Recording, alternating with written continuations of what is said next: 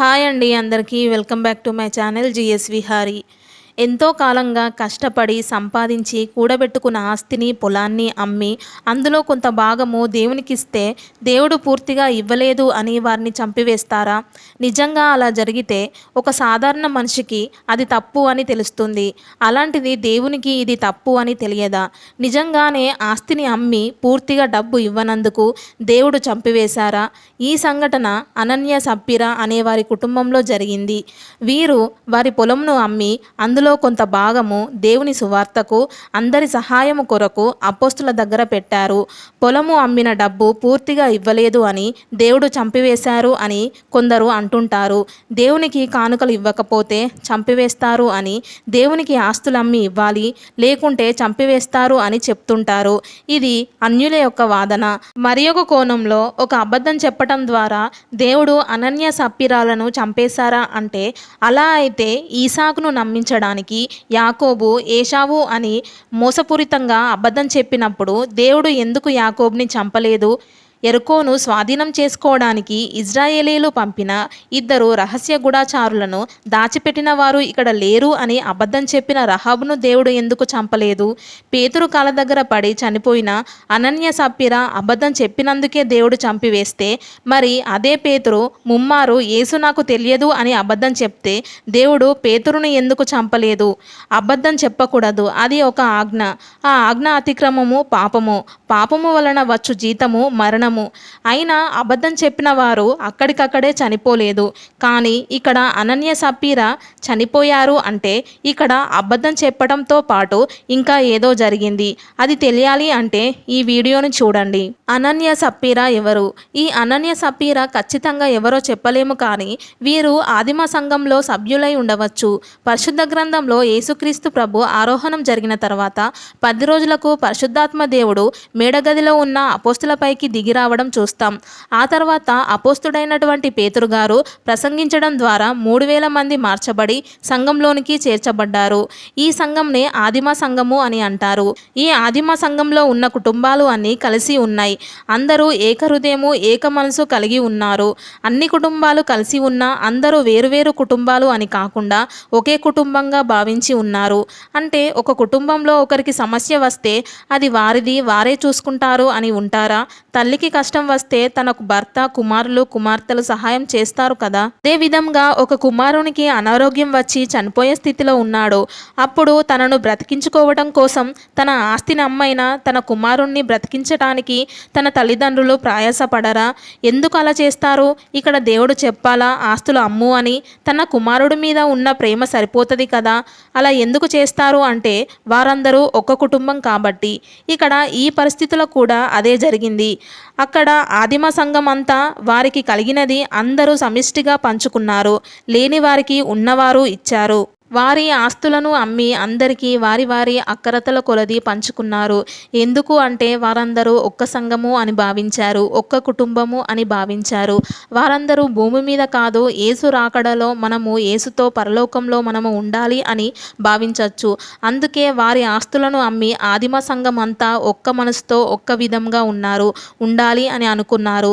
ఆత్మీయంగానే కాదు, ఆర్థికంగా కూడా వారు అలానే ఉన్నారు. ఇలా ఆస్తులు అమ్మటం, అందరూ సమానంగా ఉండటం, ఇది వారు ఎవరో బలవంతం పెడితే చేయలేదు. దేవుని ప్రేమ వారిని అలా చేసేలా చేసింది. నిన్ను వలె నీ పొరుగువాన్ని ప్రేమించు అని పరిశుద్ధ గ్రంథం తెలుపుతుంది. తన పొరుగువారు ఆహారం లేకపోతే తను మాత్రం ఎకరాలెకరాలు పొలం ఉండి అధిక సంపాదన ఉంటే అది సరైనది కాదు అని తన దగ్గర ఉండే కొంత పొలమును తన పొరుగువానికి ఇచ్చి తన జీవితానికి సహాయం చేయడము ఆదిమ సంఘంలో జరిగింది. కొంతమంది తమ ఆస్తులను అమ్మినటువంటి డబ్బును లేని వారికి పంచి ఒకరు ఎక్కువ కాదు ఒకరు తక్కువ కాదు అని అందరూ సమానము అనే విధంగా వారు చేశారు. ఇంకా కొంతమంది వారు లేని వారికి ఇవ్వలేక వారికి నాయకులుగా ఉన్న అపోస్తులకు ఇచ్చేవారు. ఈ అపోస్తులు లేని వారికి పంచేవారు, అక్కడి వారి సహవాసానికి ఉపయోగించేవారు.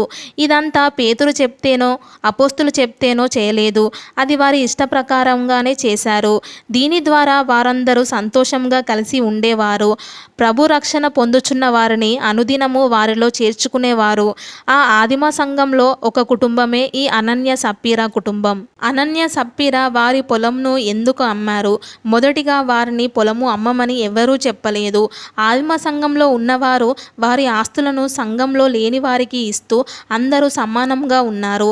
ఇలా అనన్య సప్పీరా చెయ్యాలి అని అనుకున్నారు. ఇక్కడ వారు వారి పొలమును అమ్మకపోయినా ఎవరు ఏమి అనరు.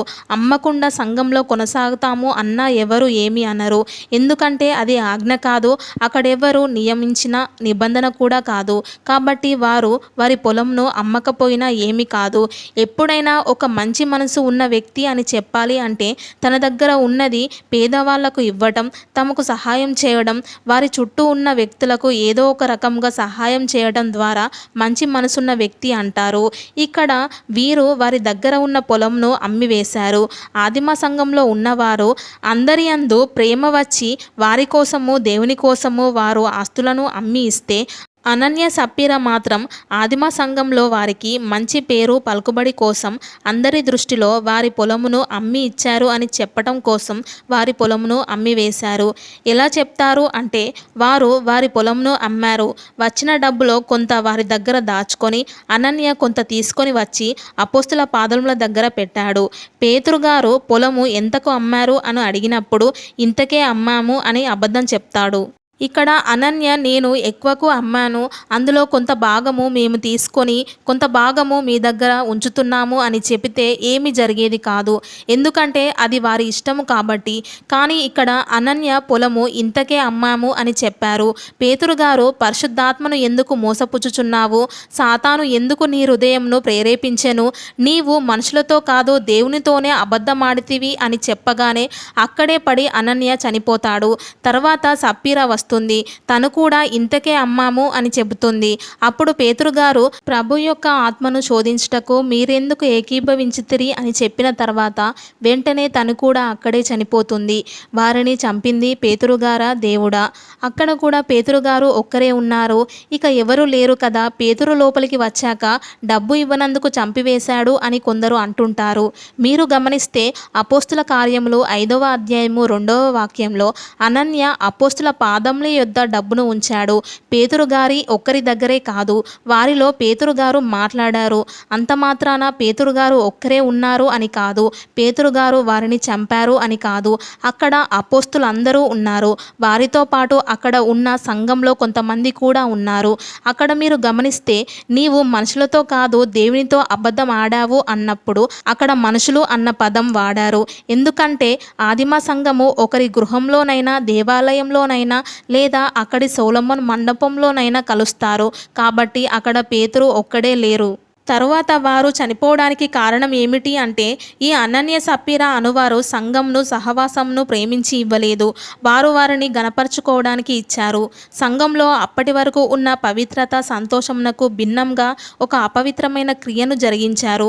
తప్పుడు సిద్ధాంతంను తీసుకుని వచ్చారు. సంఘంలో వారిని హెచ్చించుకునే ప్రయత్నం చేశారు. వారు వారి పొలంను అమ్మిస్తే సంఘంలో వారిని గణపరుస్తారు అని. అలానే అప్పటికి అందరూ అపోస్తులకు మంచి గౌరవం ఇవ్వటం చూస్తాం.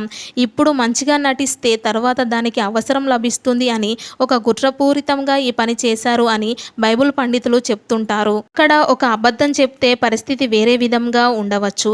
కానీ ఇక్కడ ఒక వ్యక్తిని కాదు, దేవుడు సంపాదించుకున్న సంఘంను మోసం చేయడానికి వచ్చారు. దేవుణ్ణి మోసం చేయడానికి వచ్చారు. అంటే వీరు దేవుణ్ణి పేరుకే నమ్మారు కానీ దేవుని యందు విశ్వాసం ఉంచిన వారు కాదు. అలా వీళ్ళు మాత్రమే కాదు, ఇంకా కొంతమంది అవిశ్వాసంగా సంఘంలో చేర్చబడ్డారు. ఇదే విధంగా పాత నిబంధనలో లేవియా కాండము 10వ అధ్యాయము 1 నుండి 11 వచనంలో చదివితే అక్కడ అహరోను కుమారులైన నాదాబు అబీహులు దేవుడు ఆజ్ఞాపించని వేరొక అగ్నిని దేవుని సన్నిధిలోనికి తీసుకొని వచ్చినప్పుడు దేవుని సన్నిధి నుండి వచ్చినటువంటి అగ్ని వారిని కాల్చివేసింది. అదేవిధంగా దేవుడు ఆజ్ఞాపించని వేరొక సిద్ధాంతంను, మోసపూరితంగా చేసే వేరొక మార్గంను సంఘంలోనికి తీసుకొని వచ్చారు. అప్పటి వరకు సంతోషంగా అందరూ సమాధానంగా ఉండే సంఘంలోనికి, అందరూ సమానమే అని ఒకరికొకరు సహాయం చేసుకొని బ్రతుకుతున్న సంఘంలోనికి ఇటువంటి సాతాను ప్రేరేపణ పద్ధతిని తీసుకుని వస్తే దేవుడు చూస్తూ ఊరుకుంటారా? దేవుని శక్తిని చూపించారు. వారు ఎవరిని మోసం చేద్దాము అని వచ్చారో అదే అపోస్తుల పాదముల మీద పడి చనిపోయారు. దేవుడు వారిని చంపింది డబ్బు కోసమా, ఆస్తులమ్మి దేవునికి ఇవ్వమనా? కానే కాదు. తాను స్వరక్తమిచ్చి కొన్న సంఘం కోసం, తన సంఘం నీతితో బ్రతకడం కోసం. అలా అని అబద్ధం చెప్తే ఏమి చేయడు అని కాదు. ఇక్కడ అక్కడికక్కడే వారు చనిపోవడానికి కారణం అది మాత్రమే కాదు అని గుర్తుంచుకోండి. దేవునికి మీ ధనము కన్నా మీ హృదయం ముఖ్యం. నీవు ఇచ్చే కానుకల కన్నా నీ పవిత్రతే ముఖ్యం. నీవు దేవుని కోసం సాగే గమ్యం ముఖ్యం. ఈ సంఘటన జరిగిన తర్వాత దానిని గురించి విన్నవారు భయపడ్డారు. తర్వాత సంఘము భయభక్తులతో ముందుకు సాగింది. నీవు ఒకవేళ దేవుడు ఏమి చేయలేడు అని దేవుణ్ణి మోసం చేద్దాము అని అనుకుంటున్నావా? సంఘంలో మోసపూరితంగా ఉన్నావా? సంఘంలో అందరికీ మంచి వ్యక్తిగా నటిస్తున్నావా? ఆ నటన జీవితము దేవుడు ఎన్నటికీ ప్రేమించడు. దేవుడు నీ స్వచ్ఛమైన పవిత్రతను కోరుకుంటున్నాడు. నీ జీవితము ఒక్కసారి దేవుని చేతిలో పెడితే అపోస్తుల వలె నిన్ను తన శిష్యులుగా మారేంతలా గణపరుస్తాడు. ఒకవేళ నీ జీవితము ఇంకా నటన చేస్తూ మోసపూరితంగా ముసుగు వేసుకొని సంఘంలో జీవిస్తుంటే అనన్య సప్పిరలాగా ఒకరోజు తీర్పులో నిలబడవలసి వస్తుంది. దయచేసి దేవుని వైపునకు తిరిగి ఆయన ప్రేమను గ్రహించి ఆయన మార్గంను అనుసరించు. అంతవరకు దేవుని కృప మనకు తోడుగా ఉండునుగాక. ఆమెన్. మీకు పరిశుద్ధ గ్రంథమునందు ఉన్న సందేహములు మాకు కమెంట్ రూపంలో తెలపండి. దేవుని చిత్తమైతే వాటిని వీడియో చేస్తాము. అలాగే ఛానల్ని సబ్స్క్రైబ్ చేసుకోండి. షేర్ అండ్ లైక్ కూడా చేయండి. ఇంతవరకు చూసినందుకు thank you. Praise the lord.